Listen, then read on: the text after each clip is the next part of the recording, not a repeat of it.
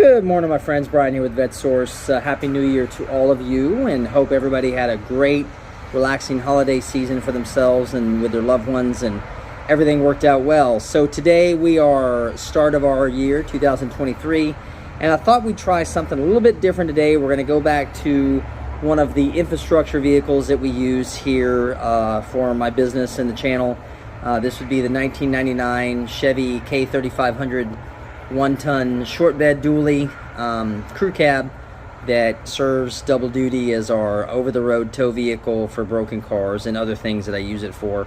Really nice vehicle, actually lower mileage, around 100,000. It's down temporarily though for a what am I trying to say? A broken heater inlet pipe, which all of them get at one point or another. It finally just snapped off, and of course it snapped off in the intake, so I'm going to be doing a video series on that pretty soon too. So it's not Corvette, but it is mechanical related, and I like to share that with you guys. I'm going to, but today what I'm going to do is take care or look at an issue that has been ongoing with the truck. I just haven't bothered with it, but we've got original headlight housings in this truck from 1999. This one a little bit worse than that left one there, but the lights have been a little bit dimmer than we like. Now, what I'm going to try today is the good folks over at Auxito that produce LED bulbs conversions for these older vehicles have sent me a set of these bulbs, and I'm just going to see how they look by comparison to the standard halogen bulbs that go in here and decide whether or not this is something that I want to do. So what we're going to do real quick today is I'm going to go ahead and take this headlight assembly out of here. I'm going to show you the new bulbs that come in the Oxido units, and then we'll go ahead and try them out and see how they look. I'll have to come back out later when it's getting dark and see how they compare basically to the other standard bulbs. So let me get set up real quick and I'll be right back with you guys. Hang tight. Alright, so first things first, guys, I'm going to show you how ridiculously simple it is to get these headlight capsules out of here. Now, at first glance, you're not going to see anything normal that you would expect, like older, the outer trim ring or the bezel that would surround some of the old school cars, the chrome bezel or plastic bezels that you'd use to get these out of here. And of course, you can actually see exposed screws on your turn signal assemblies, but nowhere else do you see anywhere else to get these out. Now, you would naturally think at first, maybe let's take these out and access them from behind here, but you can see even from this side, there's no room really to get to these easily. I can actually see the headlight itself right there, but that's only the low beam. I can't access the high beam from this side. So let me show you how this goes. It's kind of ingenious, but you overlook it. These two little 5mm right here are your actual retaining pins that hold this headlight assembly into place. And it's as easy as you taking your 5mm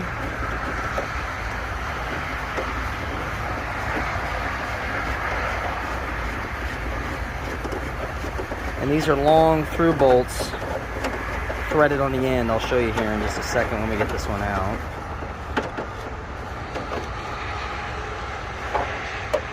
And that's it. That's what holds the headlight assembly in place. Pretty cool, and I'm sure in the owner's manual it shows you this process, or the factory service manual, but truth is, I remember even years ago with my black truck that I featured here on the channel occasionally, at first I was kind of flummoxed on how to get the headlights out or even to access to the high beams, and then I realized, oh wait a minute, what are these for?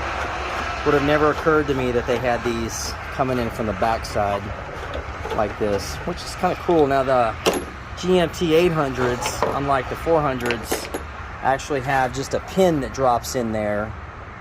I think it's got a keeper. I don't remember. I'll have to look at my other truck. So what we're going to do is just pull this straight out.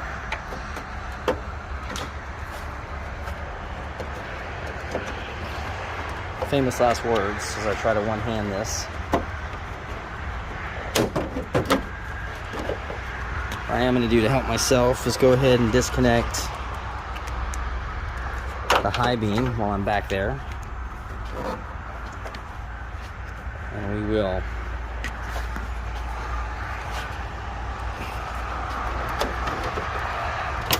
trying to keep from breaking this. There we go. Okay. So you can see the assembly comes out. It actually comes out more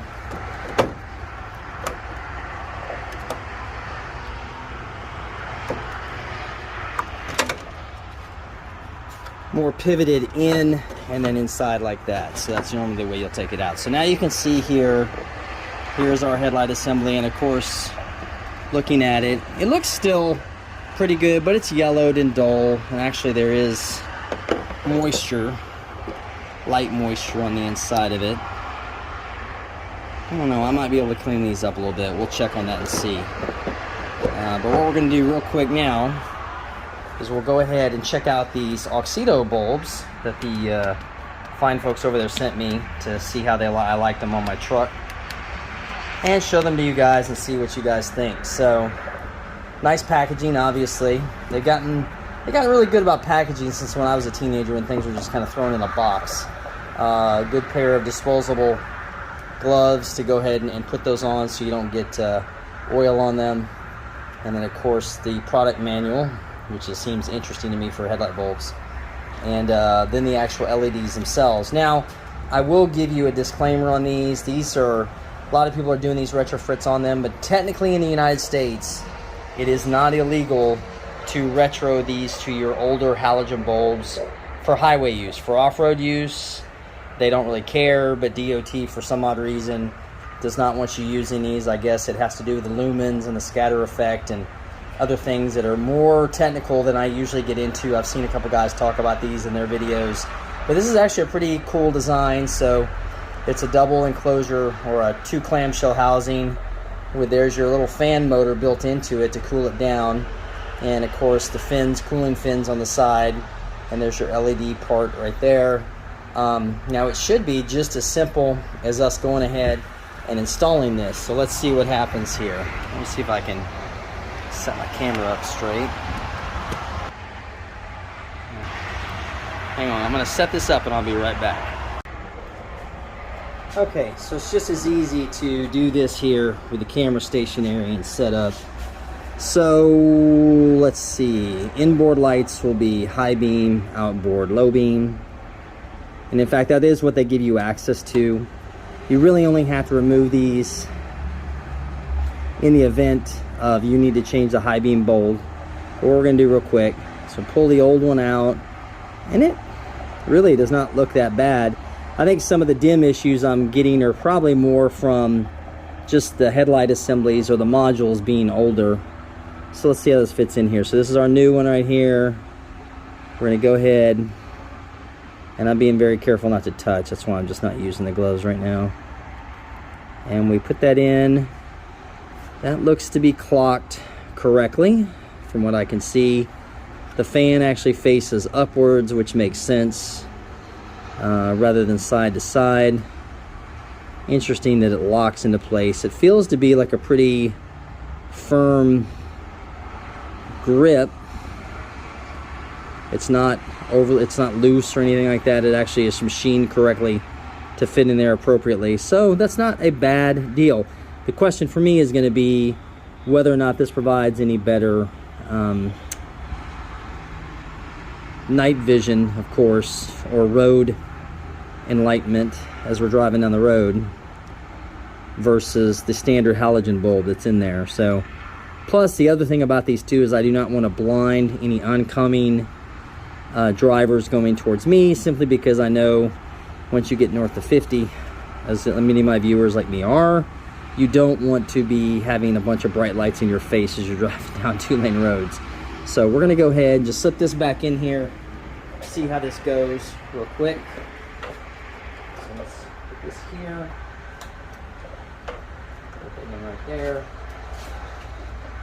Make sure, where's my harness? Where's my harness? See how this harness hooks into here. Get my hands around it.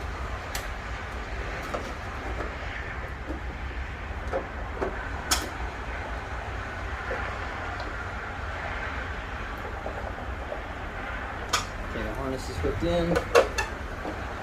Now it's just a matter of coaxing this light into place.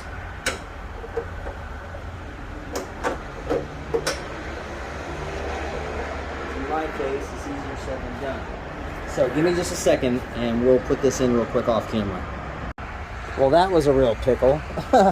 So much for these being easy to get in and out. It's probably the only time I've ever had one act so difficult trying to reposition back in the car. It might just be because of age of the units. This truck really had never been torn apart or really touched that much before I got it. It had probably been bought up as a collector's truck because when these short bed dualies came out, a lot of Chevy was trying to capitalize on the people that like to collect rare and unusual items, and this one definitely is, because it's still not a very common to see a short bed dually for a Chevy, because they only made them for 2 years. But regardless, I doubt that these have ever actually been taken out of the truck, so they were not being entirely cooperative. But we've got those back in there. We've got an Oxido headlight here, low beam. So what we'll do is I'm going to leave my regular halogen in there. We are going to charge the battery up for a few hours since I haven't been driving it for the last couple months because of that heater hose issue. And then this evening when it gets dusk, I'm going to come back out here and show you guys what it looks like, halogen, non-halogen, or halogen LED, and see how it looks. So we'll be back over here in a few hours again. Now what I would like to highlight while we're getting ready or charging our battery here is the product manual on this one is actually fairly complete. It's actually got quite a few legible instructions for the different types. I guess they make these for all kinds of different applications. Of course, showing LED type, voltage, light temperature, aviation aluminum as a housing material, waterproof rate IP67, which that'll be an international standard, working lifetime 50,000 hours, working temperature minus 40 to 176, and a thermostatic temperature control system. So 2 times LED lights, 1 times product manuals, which you get in the package.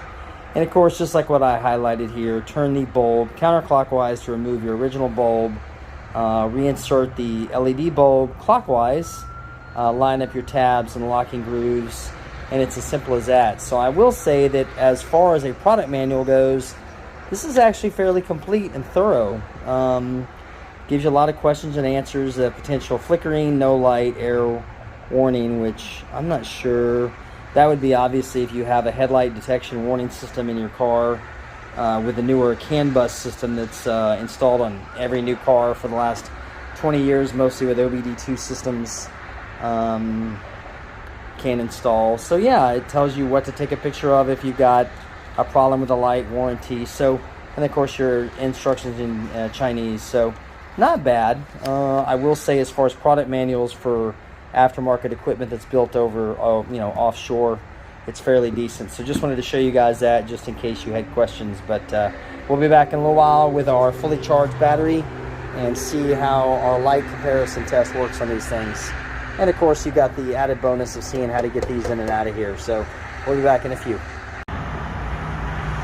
Okay, we're back and it is dusk right now. So let's go ahead and see what these new headlight, or this new LED headlight, looks like in comparison to our other one. Now, well, I can tell you right now, it's much brighter actually. Interesting. That one just looks plain pitiful, the old halogen, in comparison to the LED. You can see I'm getting a much more bright, whiter, and the funny thing is, my scatter pattern, I guess you would call that against the wall, looks almost exactly the same. I'm not seeing a whole lot of difference here. Let's see, that's very dim there as well. But of course, we do have cloudy lenses, but I'm going to say that this is a very noticeable difference. Now, the other factor that we should take into account with these is how this is going to be for other drivers approaching us. So once I get the truck back up, I'm going to install the other one in this truck, and we'll see how it looks going down the road or kind of test it that way. But for now, and then kind of see how they hold up long term. I'm curious to see.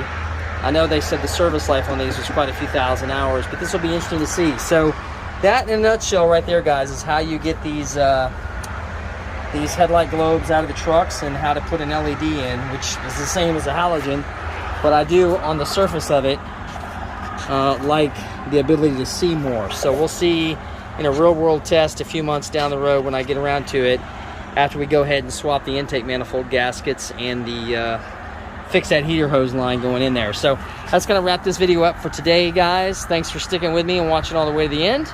Let me know what else you'd like to see. You know, inevitably, as I have been on YouTube for a while, there's always vendors that are looking for me to talk about stuff or see or what I think of different things. I have a few of them coming up like that. But let me know if there's anything in particular you guys would like me to talk about. We'll see if we can explore it in greater detail with the fleet of vintage cars sitting around here. So thanks again, guys. Hope everybody has a great new year, and we'll talk to you again next time. See you then.